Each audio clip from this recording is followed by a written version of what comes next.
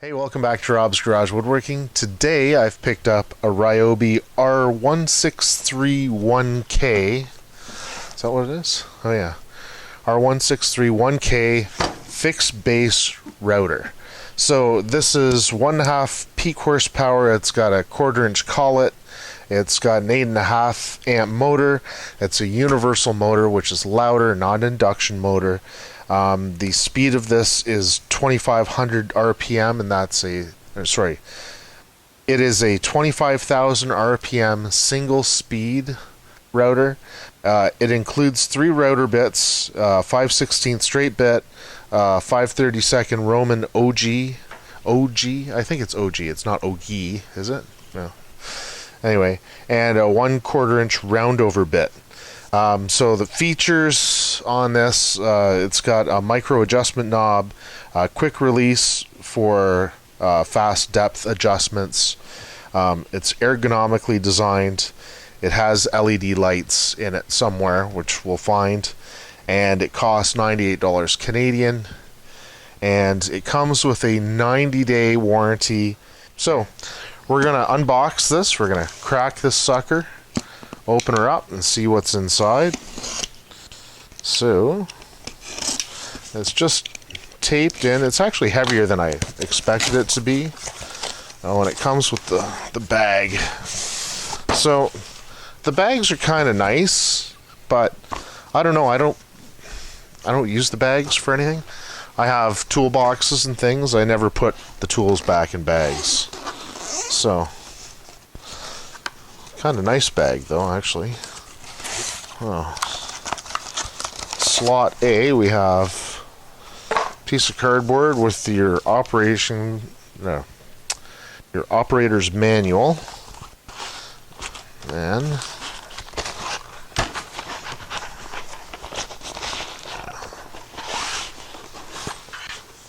there we go.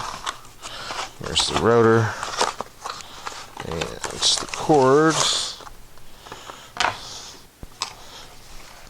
Kind of a nice looking router, actually. And then there should be some more stuff in here. So that's the bag. Bag's kind of nice. I don't know that I'd ever use it for anything. I think all the bags that I've gotten I've thrown out.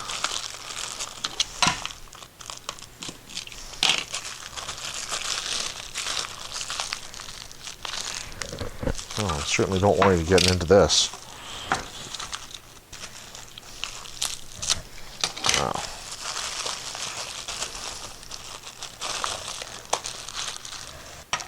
Okay, it's got a single wrench. It has a collet lock on this. We'll find that after.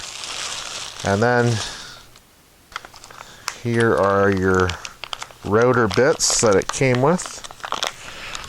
And they say it's a $20 value. These aren't too bad. They look like I don't know if they're carbide tipped or not. They look like they've got a separate blade.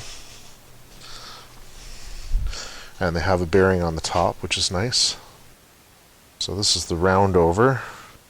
This is your straight bit, your slotted bit. And this is your Roman OG or OG. I'm going to say OG.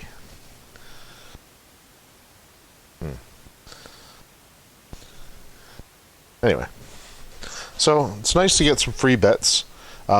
Bits don't last forever, so it's good to get some new ones. And they do have a variety of bits available. Alright, so it has a plastic cover that you can remove. That's a chip cover.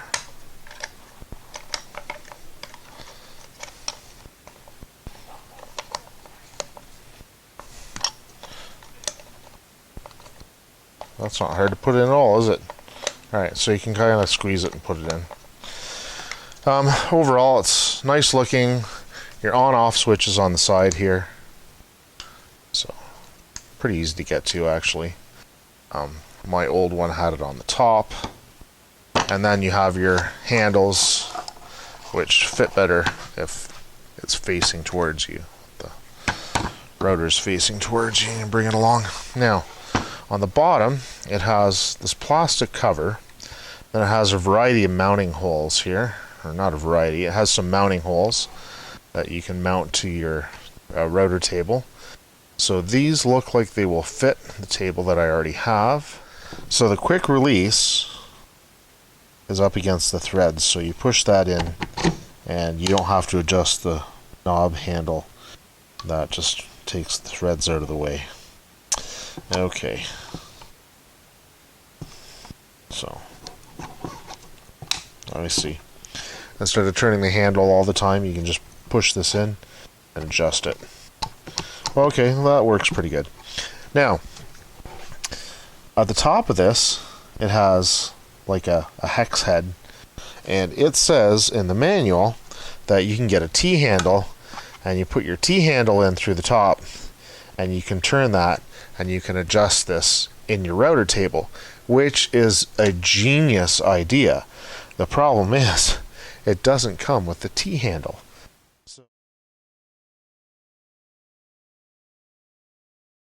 Alright, so I just want to show you the LEDs here.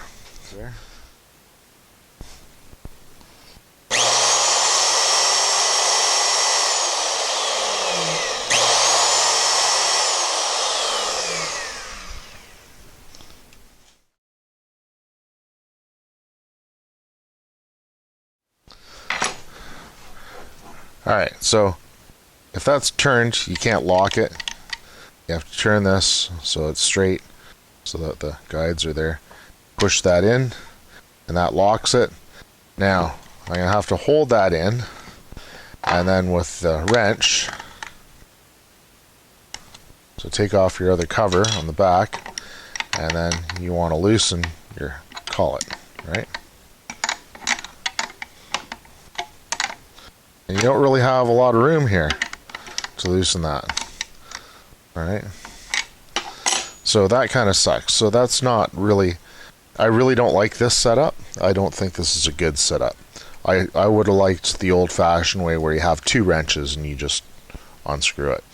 So then you put in your router bit, tighten that up with your fingers. Once again, that whole thing shifts, so you got to hold that in, tighten it up with your fingers, and then with your wrench,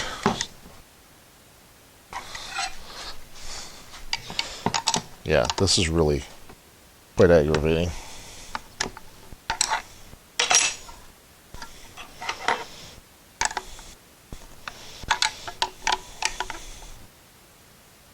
Alright. So that's in tight. Good.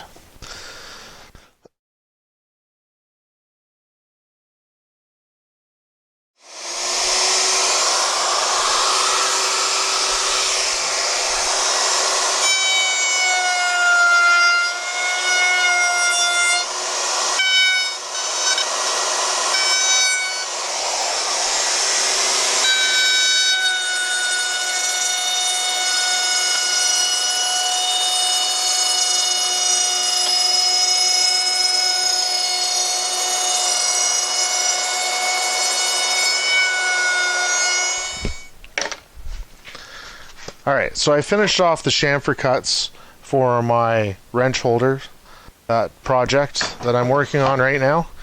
And I used the Ryobi router, and I do like it. I consider this definitely an entry-level router. It is not a plunge router. If you're going to buy a plunge router, spend the money, get a good one. Don't get the $200 rigid, because it's got terrible reviews, and after messing around with it at Home Depot, I can see why. It's just a very straightforward, simple router. Just meat and potatoes, basically, real simple. What I do really like for features is this one has the micro adjust, which I don't like the micro adjust because I think that's foolish. I adjust it based on my measurements at the top of the router or my cuts precisely. But once you make your cut, and once you have that, if you want to adjust, you know, like 1/8 of an inch, it'll do that, but it won't really do any more than that. So, you know, you could do that. But what I really like, you can adjust it from the top with a 3/16 nut driver, and that just fits in. You unlock your router, bring the camera closer.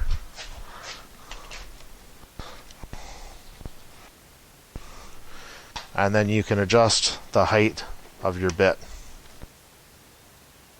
Right? And that is really, really nice. I think that is a great feature. And I think that was well worth it. That's much better than my old router, that's for sure. Overall impressions, I've used it for about half an hour. It's a little warm. It's not hot. It's just a smaller router. So if you're going to be doing a lot of routing, you might consider a bigger model.